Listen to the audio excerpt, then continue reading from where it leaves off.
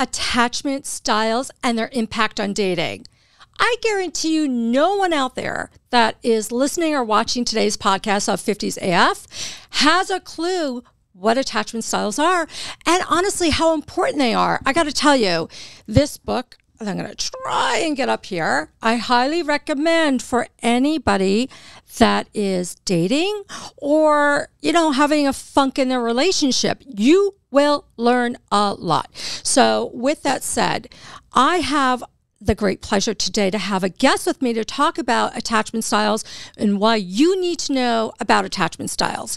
His name is Mark Rosewood. He's a licensed professional counselor, and one of his specialties, of course, is in relationships. So with that, I'd like to welcome Mark to the podcast today.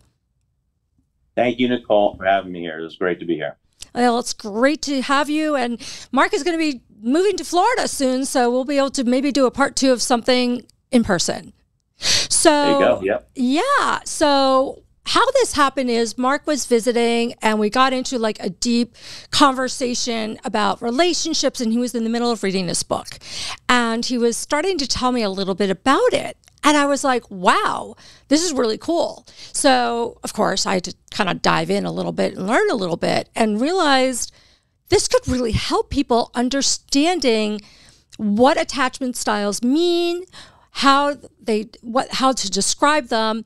And I got to tell you, audience, so honestly, you got to be self-aware and honest with yourself when you hear the descriptions. This is what I sometimes say, including myself: don't point the finger at everyone else if you're having failures in a relationship. Sometimes you got to heal thyself and figure out shit.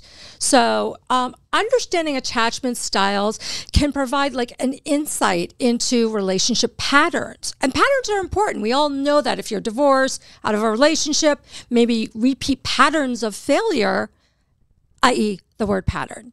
And understanding these styles and help individuals develop healthier coping mechanism. So understanding the 4 styles can provide valuable insight into these things: relationship dynamics, relationship satisfaction, self-awareness, and setting boundaries. Yeah, we've all heard those words, but how do we get this going? And what are the primary attachment styles and what are they? But first, to explain our audience how to understand these styles and how they can help enhance relationships, it's really important to understand. So, I want to hand it off right now to Mark because he knows a lot more about me. We're going to kind of discuss it.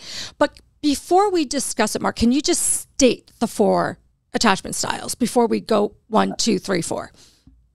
Absolutely. And I just want to say that I am not great at like regurgitating information that I read back out.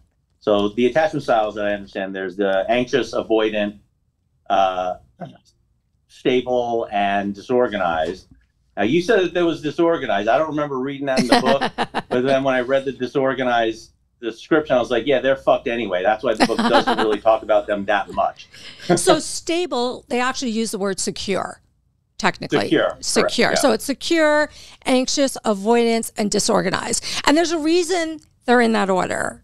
And you want to dive into the first one and tell our audience a little bit what secure attachment style from your perspective is. Well, secure attachment style, I feel is that they're secure in themselves and they can handle kind of the excesses or irrationalities or the impulses of their partners, right? Mm-hmm. They're not taking things personally. It's really like know thyself. I feel is the grounded piece for a secure attachment, and being able to trust, right? Trust yourself. Yeah. I think one of the big pieces, as you'll see with the anxious or avoidant, is that there, especially with the anxious, is there's so much like I think it tends to be mistrust. I'm not an anxious person. I'm almost anti-anxious in my life. Mm-hmm. That there's just like things are always going to go wrong. Something's always going to go wrong. My partner's going to cheat on me. They're going to leave me. They're going to go there. So a secure attachment can handle those pieces and put the anxious person at ease. they can deal with an avoidant person. It's like, great, take your time. That has nothing to do with me. It's not, I'm not taking it personally. You need your space. I can respect that. And, right. Yeah. I mean, so basically like a secure attachment is what it sounds like. You're secure with yourself. You're secure and with yourself and others. So when you talk about the trust, there's trusting others. You're in a place where you may not like be, oh, I can't trust anyone. Hey, I'm in a place in life where I'm secure with myself, I'm secure with others, and I have healthy communication, right? That's also another important point on this particular. It's not necessarily trusting. There's trusting others, but it's trusting yourself. I mean, for me, it's trusting myself, because there's nothing you could do that is going to rattle me if I know myself. You can call me ugly, fat. You could leave me. You could be anxious on me. It's like, I know who I am. So there's nothing that is going to rattle that for me. Right. And because you're like that. Even though I could trust you, there's always you are you, right? Yeah. And you're going to do your thing. I think the trust is built in a relationship, and I trust myself, right? And that, I think, is the foundation of that. And it is, and it's like a big deal, because in terms of having relationships and being secure in yourself allows you to trust others, and that they're reliable. They're reliable, right? And that's very much, and that you tend to be a confident person as well, and emotionally available. So basically, this is the best attachment style to have. Would you not say? Would you not agree? Like, that's like you're healthy, healed, and great. It's almost the tent pole for everything. It is. Because they could deal with the polarizing other attachment styles.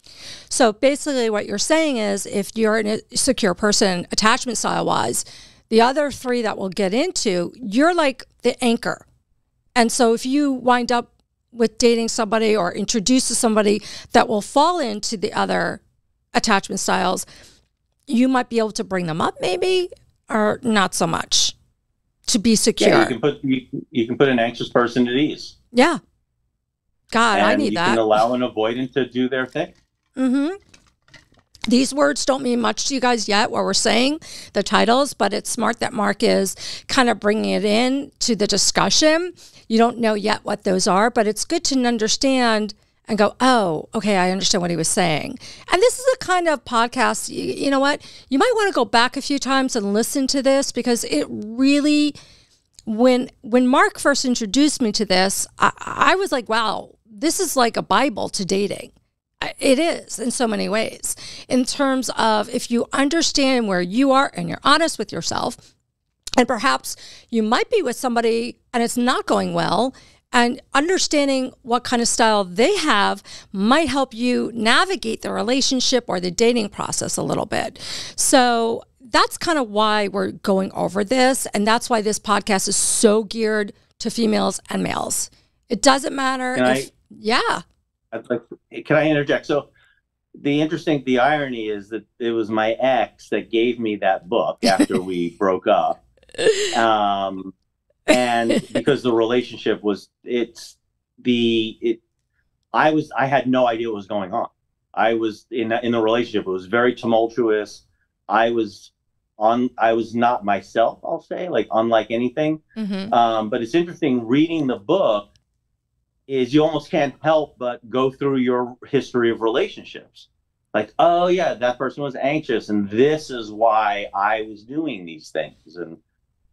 Or this person was totally, avoidant, and I was chasing them and trying to bring them back. Like, it's interesting just where the relationships I've been in, they all flooded in, where I could see this is how I was in this one, or this one. This is where she was a little bit extra or too much. That was like, that triggered my pieces. And so it really helped you personally kind of navigate yourself, rather than just giving an understanding from your practice perspective of what you do. You were able to point the finger at yourself and say, oh, I think it's great your ex gave it to you. That kind of cracks me up a bit, a little bit. But honestly, after reading that book, I feel pretty much relationship bulletproof. You do? Because I'm not going to get into a relationship with an anxious person. with an anxious person. Yeah, no, I've heard that before. And by the way, here's the book again, everyone. I'm going to kind of put this out there a few times because it's so important. I'm going to just put it in my lap. Who's the author on that again? Oh, I don't have my glasses on. Amir Levine, MD, and Rachel Heller, MA. I will have this information on my website. I don't like reading books, but that one, it just really, it's an easy read. Yeah, well, you can tell from looking at it, although I'm not on the video right now, but yeah, it's got, like, it's been turned. It's been read. The girl has been used, basically. And you heard Mark talk about how when he read the book and understand these styles, that he really leaned into it, and not just about being aware of yourself, but you made yourself aware of who I don't want to get into a relationship with. It will not work. And that's why kind of learning and understanding these attachment styles kind of may help you break a bad pattern, because you'll right away be like, that person that's, like Mark said, too anxious, I'm never going to go there, because I know from my past history and where I land on my attachment styles, that is never going to work. That's never, even as secure as I am, that person is too far removed. So speaking about anxious, that is the second style. So how do you want to kind of talk about being anxious style? I think of anxious as the person that's constantly worrying about their partner, where they're going, what they're doing, who they're with. Are they going to leave me? Are they going to cheat on me? Or it's like I'm already getting a headache, like thinking about it, because it's just like it's just too much drama. Maybe it's just drama, right? It should just basically cross out anxious and put drama on there, kind of, right? Yeah, pretty much, yeah. So, but and you know, it's like and there are normal. I want to be clear too, like we all have some anxious in us, we all have avoidant in us, we all have that secure. And of course, you know, I'm fine dealing with people with some anxiousness or some anxiety, and I can allay that. But when it's constantly coming back, and it's like, I'm not here to parent your anxieties. And that's just not what I want to do personally. Yeah, and I think you said it well. It's like, look, we're saying these are attachment styles, but like you said, everyone might have a little bit of this. I mean, you know, I have anxiety. I do. I handle it pretty well. But to be with a partner that can look at me and say, honey, look at me. It's all good. And me have the respect and trust and knowing that person has my back, it allows me to kind of, okay.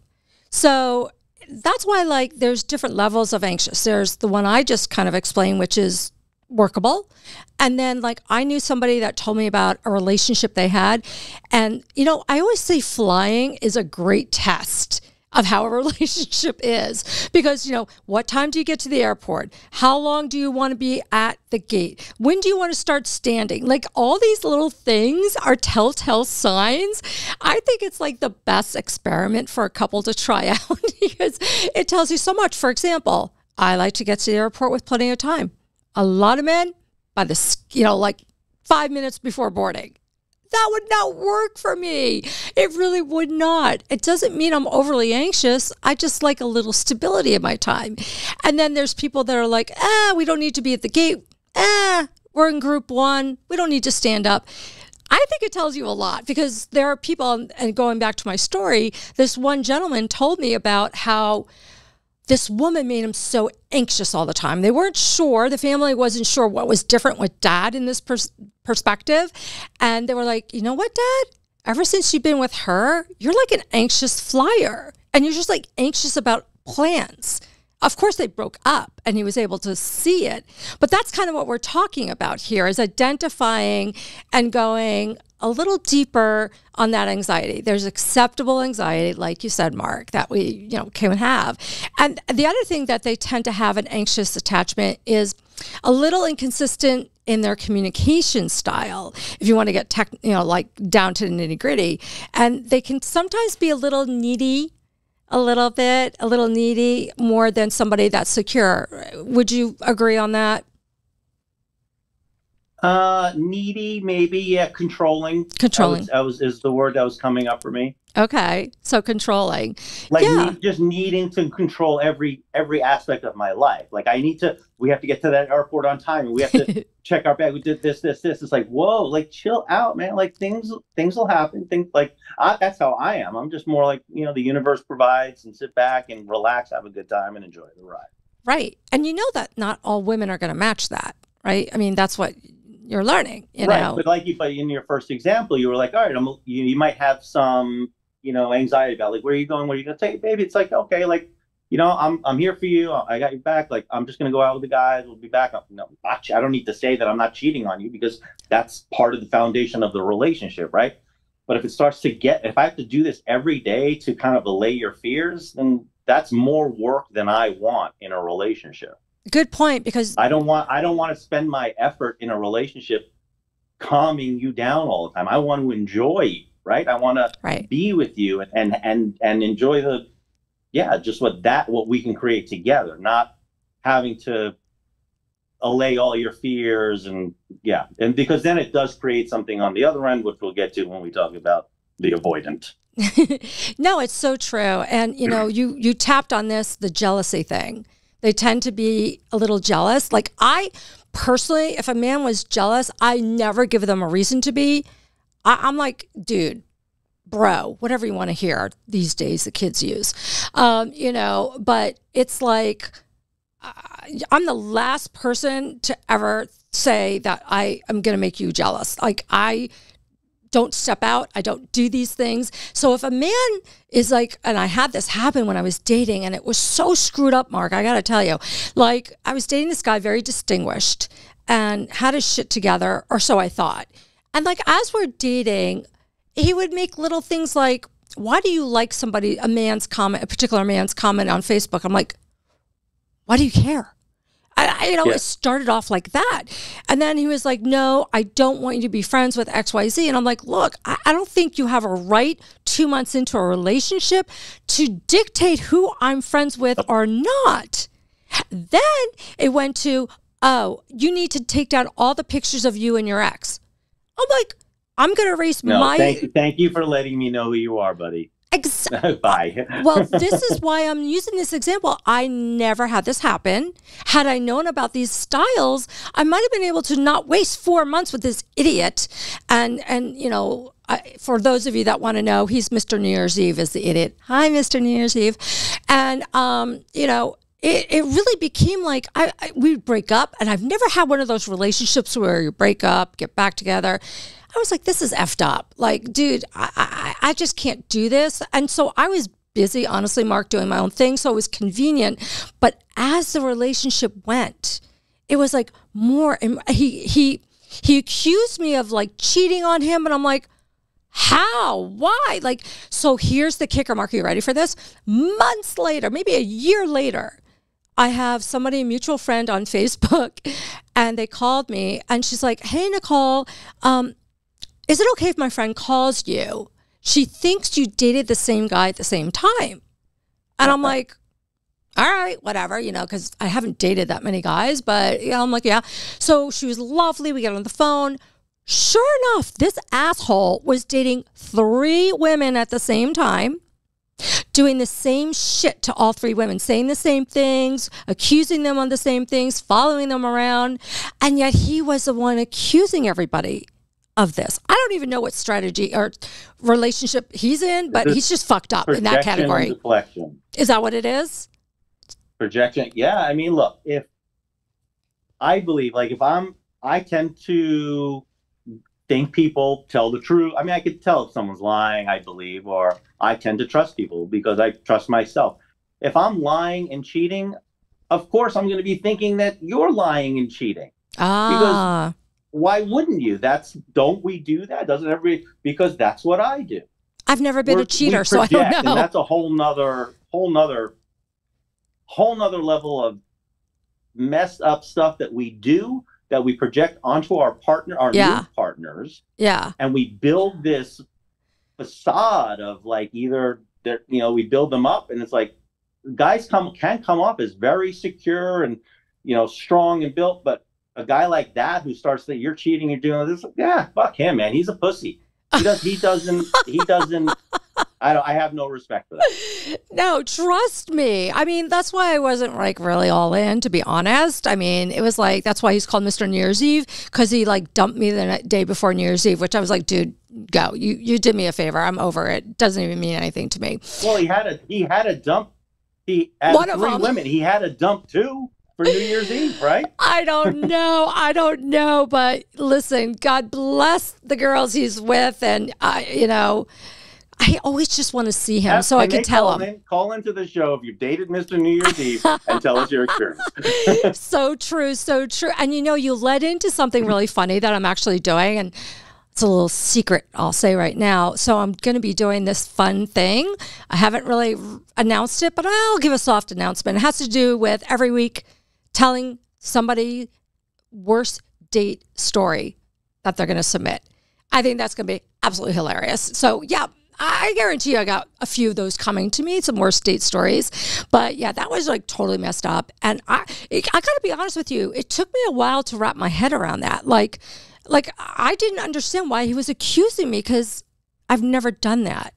And so had I known more about these styles, I might have been a person that was like, that's him. It's not me. Like, there's nothing I could do to change his thinking. This is never going to work. This is a person that sits probably beyond avoidance. Avoidance. How I treat you and how I think of you says more about me than you. Oh, I like that. Can you say that again? How I treat you. How I treat you says more about you than more about me. Yeah, that's so true. I like that a lot. That's kind of like what an avoidant does, basically, is what you're saying right there. Yeah, but I like that people do that. I like that they say, "Oh, you're going to cheat." I like that because they're giving away their hand. They're kind of pulling back the curtain and says, "Yeah, I'm fucking insecure," or "I'm probably doing the shit that I'm telling you that I think you're doing." So I'm curious, if people are dating and they get to the point, let's face it, we're in our 50s and dating. So you get to the point where you're exclusive, okay, with somebody. At what point does either party, because things move faster, I always say, when you're dating older, because it's a wonderful chapter to date in your 50s. And I just want to turn that narrative around that people think it's horrible and life is over. I think it's fucking amazing because we get to choose who we want in that chapter, not who we met 20, 30 years ago. So don't look at it negatively. Look at it as a positive thing. Not always easy to do. But so at what point, Mark, would you say, I'm just curious, like, I think it becomes a common practice when people are dating and dating and dating. You're checking your apps, you're checking your iMessage, whatever way you communicate. And it almost becomes a way of life for some people that perhaps have been doing it for 5, 10 years. Every day, 8 a.m., I have my coffee, I check this. It becomes like a check thing, a process. At what point would one person, in your opinion, think that, you know what, I don't like that person's still checking and looking at photos or still receiving text messages or anything? Like, does someone have a reason to be insecure if someone's still doing those things? Or is that more like, hey, you're insecure in yourself, that person isn't really not being good to you? But what do you, am I wording that correctly, what I'm trying to say? I'm assuming you're talking about like they're checking their Bumble app or they're checking their dating they're still app. doing it. Have I got any new likes? They're not secure, or they're not, I don't want to say secure. You're not exclusive. You're not exclusive. The one yet. Right. And it's kind of, and it's, and I don't know how women probably do the same fucking thing, but there is like, I think we might be able to do better, right? It's like, especially in the dating, right? Oh, I found this one. She fits maybe 90% of it, but I'm going to keep checking to see if there's a cuter puppy that comes along, right? That I want to adopt. Bigger, better thing. I'm mixing metaphors here, but you know what I'm saying. Yeah, it's called, that's what dating apps are. It's like cute, nah, cute, nah. Yeah. Well, it's also, and then you go layers deep. Yeah, it's like a validation process too. But what you're saying is about moving on to the opportunity of bigger, better thing is what you're saying. They're holding out. Also, but for date, like if I'm dating someone for a month and still checking the dating app, Mm-hmm. or I'm dating someone for 6 months and still checking the dating app. Mm-hmm. Like, I think it depends what the other person's doing too, right? Mm-hmm. If they're both in agreement of like, hey, we're in fairly open and relationship and we're gonna see how it goes. I think everything is very much individualized. It's between everybody's different. That's why it's hard to say like all anxious people are like this, all avoidant Right. people are like this, Right. because I do have avoidant traits, but I am very secure. Oh, interesting. So you just said something. You can have traits of one and the other, and it doesn't make you in one bucket. You can have a little combination, is what you're saying. Sure. Yeah, I mean, I we're had this human. conversation with the woman I was seeing. A woman I'm seeing. We had this conversation last night, and I told her, I was like, she mentioned to me, because I told her probably we've been dating 5 months, and at the end of this month is the end of our relationship, or as far as the intimacy of it. We'll still be friends, and the relationship will end on good terms. But I'm moving, and she's here. But I told her early on, she went away somewhere, and I think I was in Florida, and she went away for the weekend, and I came back, and I was like, yeah, I kind of had like some jealousy pangs. Really? And I told her that. And so she told me last night, she's like, I love that you told me that, because it showed me that you're emotionally like there, that you cared about me, that you were like, oh my God, is she cheating on me? Is she doing this? I wasn't crazy like, oh my God, you're cheating, and what are you doing? Yeah. And why are you in Washington while I'm in Florida? And it's like, no, it's like, I had some jealousy feelings, and that was it. It's just more acknowledging how I was feeling, expressing that to her. Yeah. I didn't attach it to her, and that's it. Just owning it for myself and expressing it. I think that's so true and a good point to make, because, in a way it showed her that how much you cared emotionally about her. And I think that's a really good thing, because I could say if a guy said to me, like, where were you? There's a difference between saying, where were you last night and who were you with? But then it's like, I got to say, like, honey, I kind of was sad you were out last night and maybe guys were hitting on you, and I don't want anyone hitting on my girl. Like, there's a different way of showing an emotional attachment versus a jealousy attachment. And you gave the great perspective on that. What you said was perfect. That's an interesting thing. If I don't want anyone hitting on my girl, it's like, my girl's hot. People are going to hit on her, but I trust my girl. I didn't. Yes, but that's the difference. Is like when guys are like, why are you hitting on my girl? It's like, dude, how insecure are you? Right. Like, just like, shit happens. Let your girl protect herself. Like, I personally like dating strong, independent women. Yeah. Women who can hold their fucking own. Yeah. And I'll defend, or I'll be there as needed, but they can handle themselves in almost every situation. Yeah, us alpha females, we pretty much can handle ourselves in all situations. That is very true. And I think, though, if you're a strong woman, Mark, a lot of times men are a little put off by strong women. They're, so... Because they don't know their place. They don't know they don't have, because they're supposed to be the provider. They have all this story, right? They're supposed to be the one who, it's all the old power. It's an old story, and as they just don't know where their place is anymore. Yeah. Like, if you're strong and independent and can take care of yourself, why do you need me? Yeah. How can I add value to this? But if you're weak and I can rescue you and you need me and all this, like, oh yeah, I'm the man for you, right? It's like, right. And those guys I don't want a weak woman to feel strong, right? I want a strong woman that can hold my own. I love that. And exactly, like, there are guys that go for the wounded bird, is what you're referring to.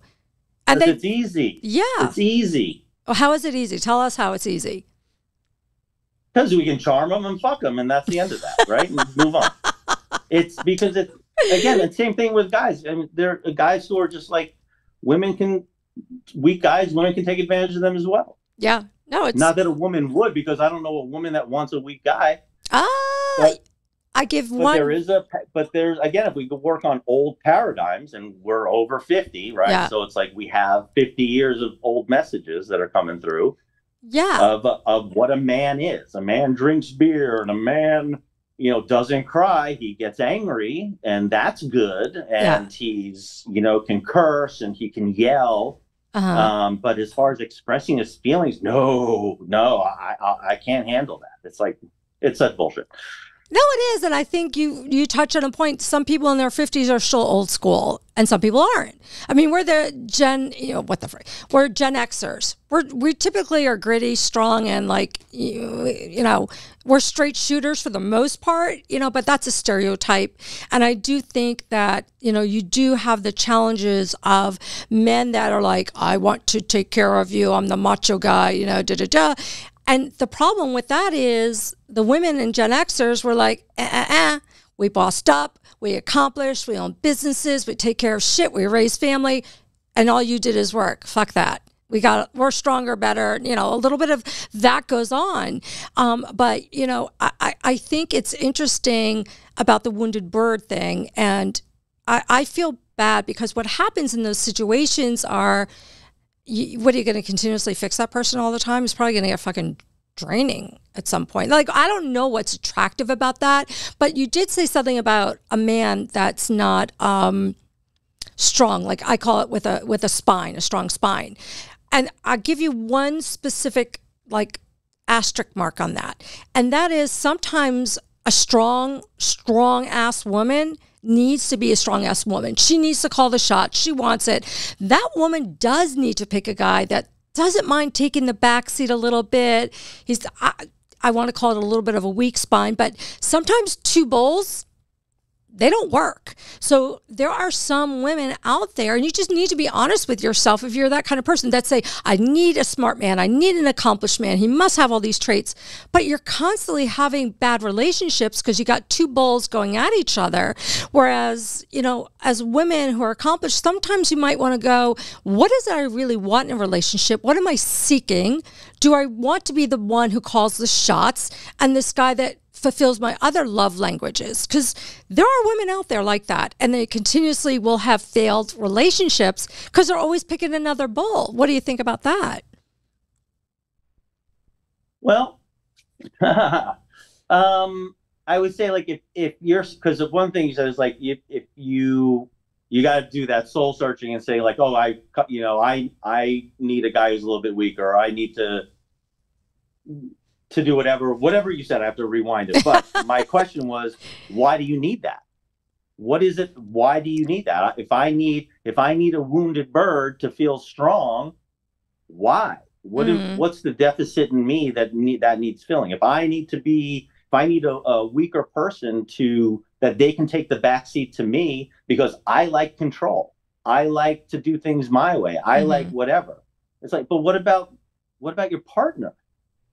Like, yeah, like if they're the backseat partner, it's like I get to make the decisions and you just fucking follow and do what I tell you to do.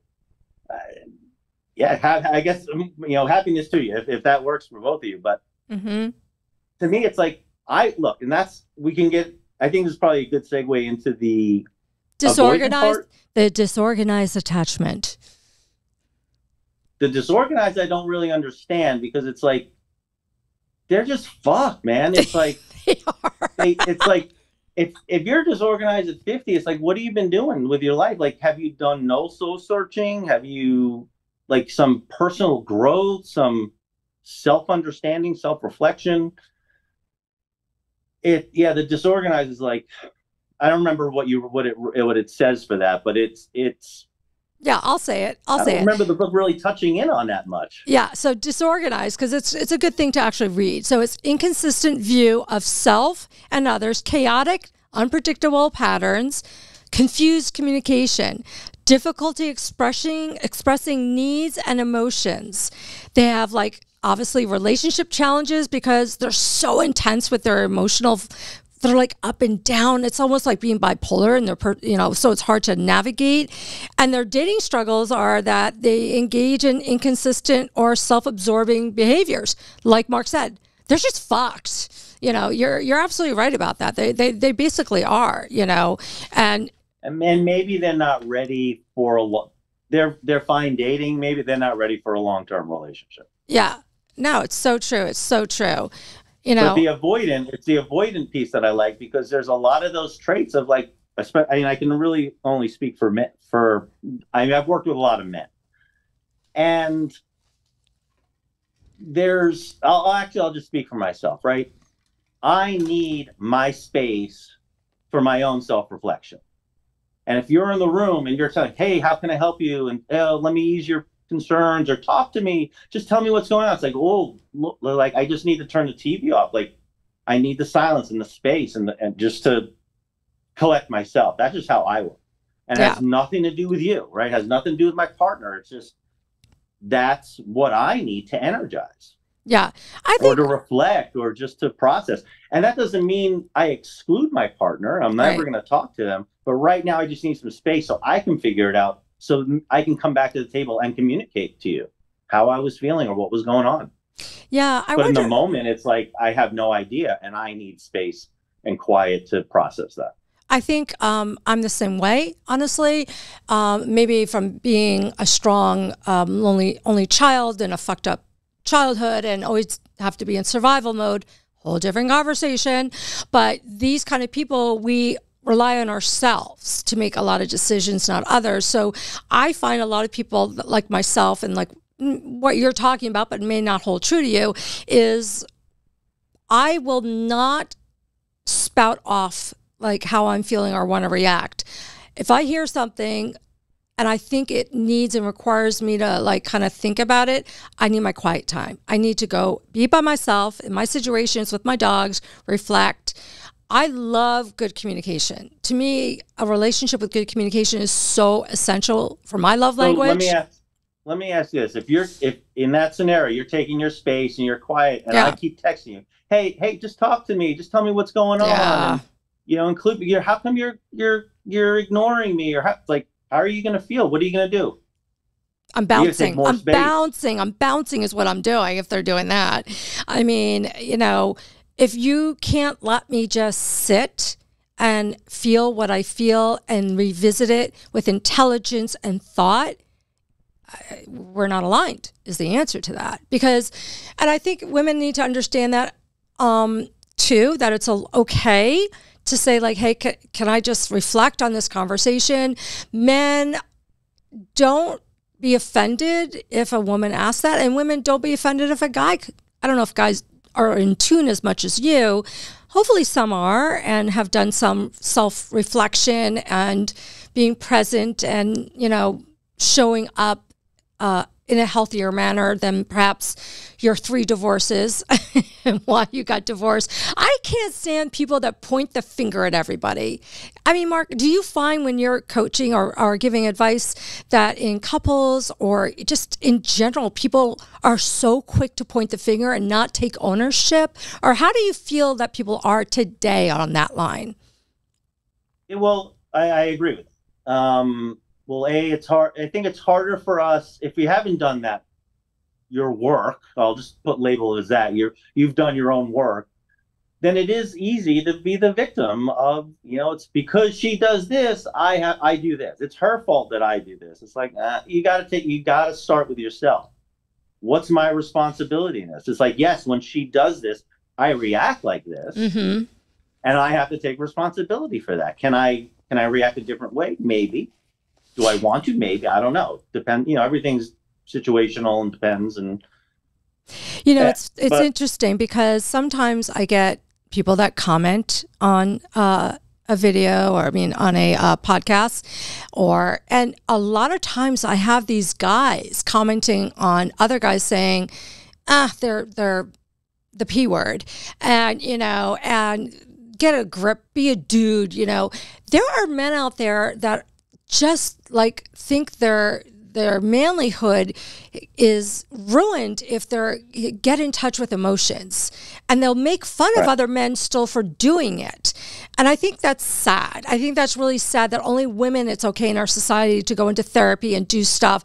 And for a man, he must be whipped or the P word or something. I mean, people are starting, I think, in our society, especially with social media, because, you know, for better or for worse, social media, you see, as you're going on your TikTok or Instagram, depending on your reel, you're going to come across stuff, especially if you're dating and you're looking at dating stuff or relationships. It's going to come across your reel about men even having podcasts, talking about emotions, talking about that. I think today it's more prevalent than ever that society is speaking out loud and saying it's okay, you know, for a man to work on themselves. Whereas in the past, it was like shunned. It's all the women that do it. It's her, you know, let her deal with the emotional stuff.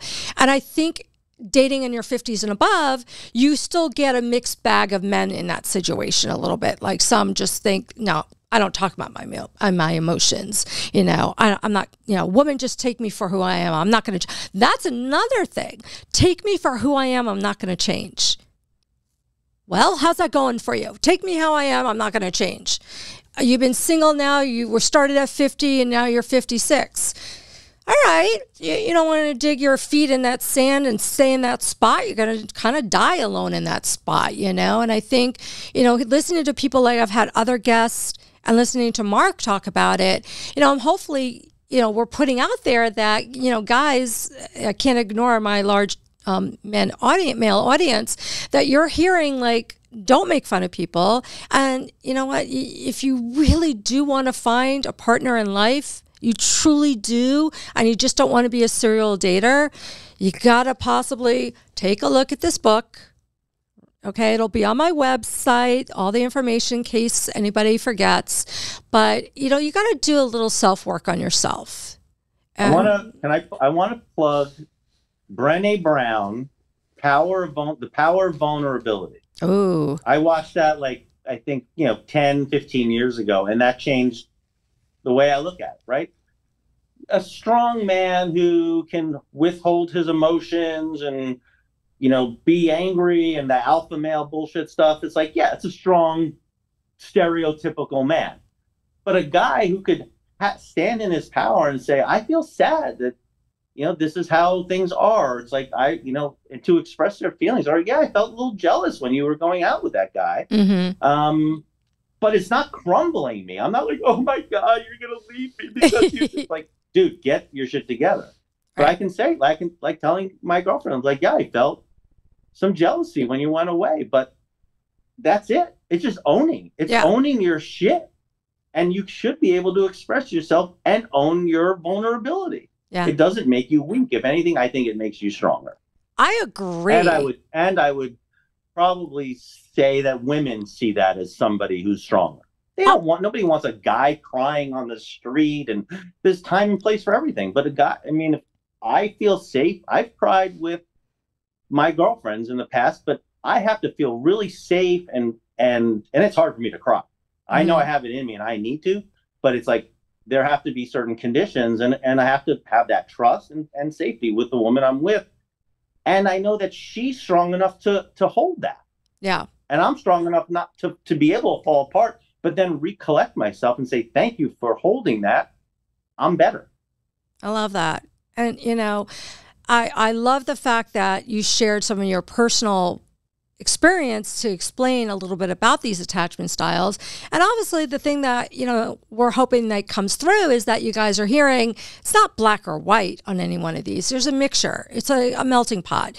But, you know, just like Mark was saying, like, hey, I can't deal with someone who's going to freak out at the airport. And, you know, I said, like, I can't deal with someone that doesn't respect my processing time, or the jealousy thing. Just, oof. I have no time for that drama. I'm a drama-free person.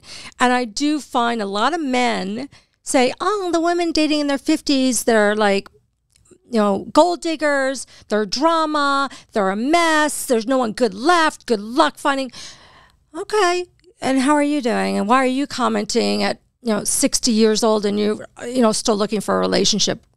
Get a grip, guy. There is an interesting magnetism between anxious and avoidant. Okay. Anxious people will find and seek avoidance, and avoidance will find and seek it anxious unconsciously. Why is that? And why is that? Yeah. because they're I don't know. I think that there are, again, when we start dating, we put on these airs or this facade of whatever, right? And anxious, you don't come into a relationship anxious. You're obviously not coming into a relationship avoidant. I'm showing up on the date. This is my best self. Hey, baby, well, whatever, right? You're putting your best self forward. Yeah. But then things start happening, a week, two, a month later, then the anxiety comes out, the avoidance comes out.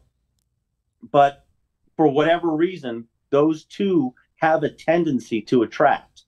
Is it always a sinking ship, though? Is it a sinking ship?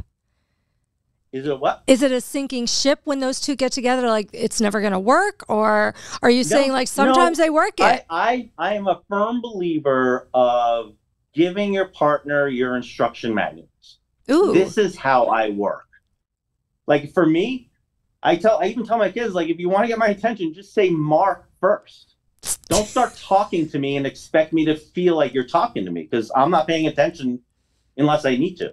Yeah. So they Mark, like, all right, now you have my attention. Say what you're going to say. Not just Dad? something simple like that. Not Dad, it's Mark? Yeah. Because when they're at the park, they're calling Dad, and it's like everybody's calling for their dad. So, like, you want my attention, you have to call Mark. Because I guarantee you can be in a crowded room. If I say Nicole, you're going to zone into it. Yeah, I think the weirdest thing is having that experience with my kids and hearing them say Nicole. I'm like, who are you calling me by my name? It's like, it is very weird for me when I hear one of my kids say the name Nicole. It definitely is weird. And I would love to I loved it when my kids, I encouraged them to call. I didn't encourage them. They did, because who calls me Dad? No, they never hear anybody call me Dad. So all they hear is Mark, Mark, Mark. Mm. They call me Mark, and I'm all about raising independent, autonomous children. Mm-hmm. They do call me Dad now, but if they will say Dad, Mark. Yeah, what? Well, that's like a whole nother podcast right there. And you know, we don't have the time. And, you know, I'm hoping. But an avoidant, again, there's degrees, right? And for anxious, if an avoidant can give the anxious what they need, the anxious can allow the avoidant to take that space. There's no reason why they can't get along. See? But there again, for me, it's the exhaustiveness of the day to day. I have to remind you, like the woman I'm seeing, I told her, we've been together 5 months. I think I told her 2 months ago that I loved her.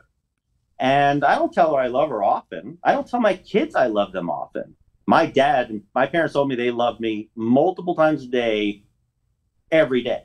And it was like, I know. You don't have to tell, like, just be that, show that, do that. You don't have to tell me. So I probably told her 3 or 4 times that I love her. Yeah, you know, it's show it with your actions, not your words. Because it's like when I see her, I mean, she pranced out to see me the other day. It was so cute because I hadn't seen her in about a week. And we just embrace and kiss and hug. It's like, and we were just, and that's how you know, like, you know, inside. Like when I drive to see her, I'm excited, right? It's not a chore like, fuck, I got to drive 30 minutes to go see her. You know inside what's right and what's not right. Well, we can continue on. What we do is we delude ourselves to be in relationships for whatever reasons, whether it's sex, whether it's I need someone with me because I can't be alone, whatever reason. They can work on their stuff to be together. Right. And we are well past our ending time. And I knew that was going to happen because it's such a good, meaty discussion full of content. And I really hope you guys... I could do this forever. You could do this forever. We could go on. And that's why sometimes when I have guests, I'm like, okay, we're going to have a part 2 because the discussions are so good. But I know I have to end it fairly quickly. So thank you for joining us, Mark. I really appreciate it. And the book you mentioned, or is it a video or a book you mentioned? You watched. You said I watched. It's Brené Brown, Power of Vulnerability. It was, I think, a TED Talk that she had done. Okay. We'll put that somewhere on the website when this airs. So, guys, my male audience, my female audience, ladies dating in your 50s up, you know, men, hopefully you're hearing this. I got to sign off. But listen, you know, if you can, check out the website if you forgot everything, but lean into learning a little bit about who you are, own it, and Nicole Chanis, 50's AF podcast, signing off. And I always look forward to hearing from you guys, and new things are coming as well. Bye.